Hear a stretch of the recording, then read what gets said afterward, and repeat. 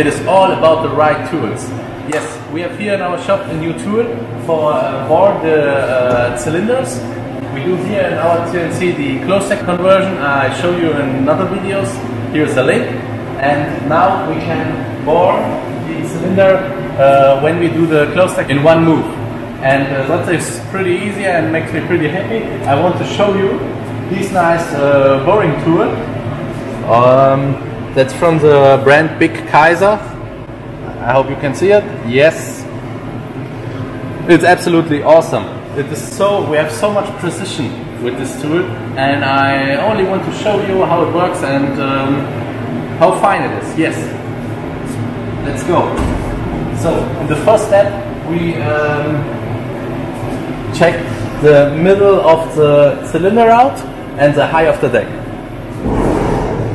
For this, we use a Renishaw probing system.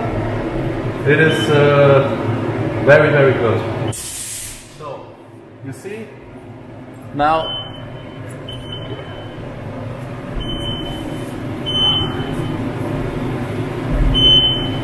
we checked in the diameter, and exactly there is now the middle of the cylinder.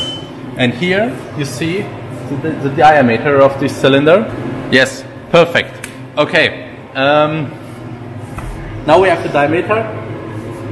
Now we put the tool inside, and with this tool, here is a scala. You can adjust the diameter in 100th millimeter with super precision. That means you open the screw here, and then you can. This is 100th millimeter, 200th, 300th, 400th, 500th. One complete spin is 1 millimeter. That is so nice. And when you want to sleeve an engine, that's perfect, because it is very, very fast. You will see it now. So now, next tool.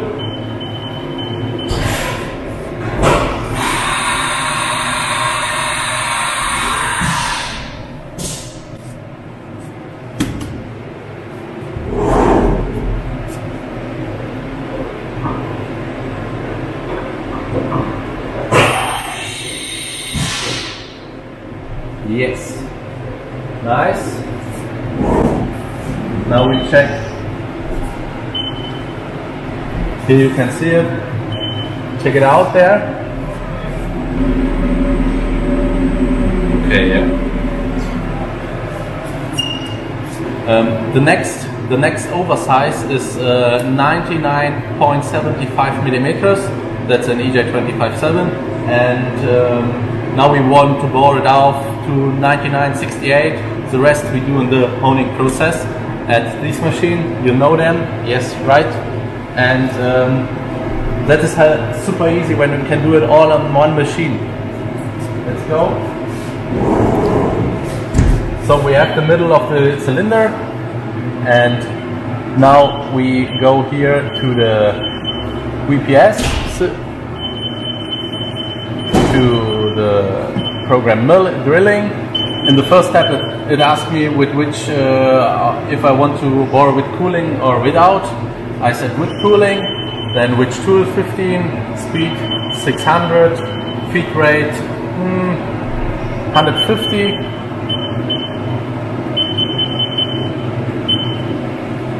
It starts 2.545 millimeters before.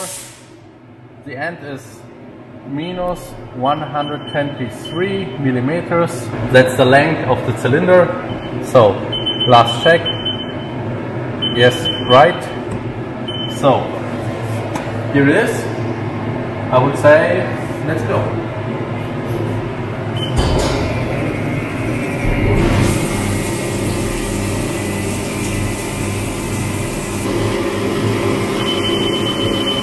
Here you see the spindle speed and how much spindle load we have. That is not much, it's pretty less.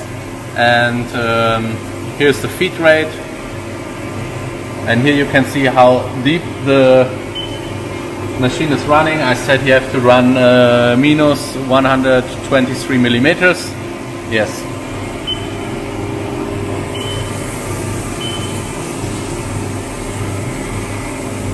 It is super fast, and I love it that I don't have to go with the block after the close-stack process on this machine. On the machine you know from other videos for surface the deck and bore it. One of the biggest pros for this machine is that we can adjust the diameter in 100th millimeter, so good, and that's very good when you want to do sleeves on the engine. That is perfect. Then with the old system on this machine, you see it in other videos, to adjust the milling cutter here is always a little bit, you need a good feeling and you have to know your machine. So now I show you how easy it is to adjust it. Yes? So let's check the diameter. Now we have bore out. This is 99.50. Now it is 99.58 millimeters. So now here we open the screw, the lock screw, and now plus 100, 2, 3, 4, 500 millimeters.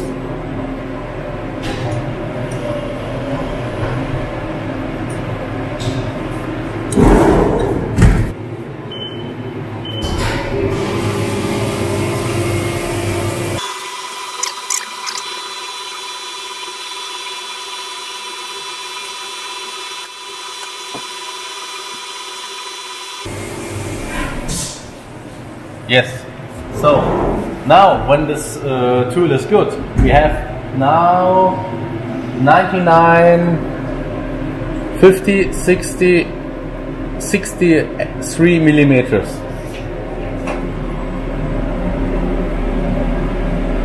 And you see, it is absolutely accurate, this system. And that is why I found it good. That is no tool from a normal I would say extra tools for engine build. That is for the industry companies, and they have much more precision. Like here, a tool like this, that's absolutely okay for engine building, but it's not with so much precision, and I want precision. Yeah, but that's not the only thing we can do with this nice tool. We also, and maybe you have seen it in one of the last Instagram videos. If you haven't seen it before, check out my Instagram channel. We also can do work with these cutters. It is so easy and so simple. Everybody can do it. You open the screw here. That's a lock screw for the boring head. And then you put it out. It is, oh, this feeling is, you can't feel it, but it is so, take a look. Komm mal näher, hier, zeig das mal. It is so perfect. It is oh, how it calls. It is like, okay. Next. We can change the boring head. That is an extension for the boring head, and here we have a boring head. We can work backwards, and we can change it and can work like this forward. And with this we can do the perfect rear thrust conversion on the old EJ20G models, the close stack. I show you here because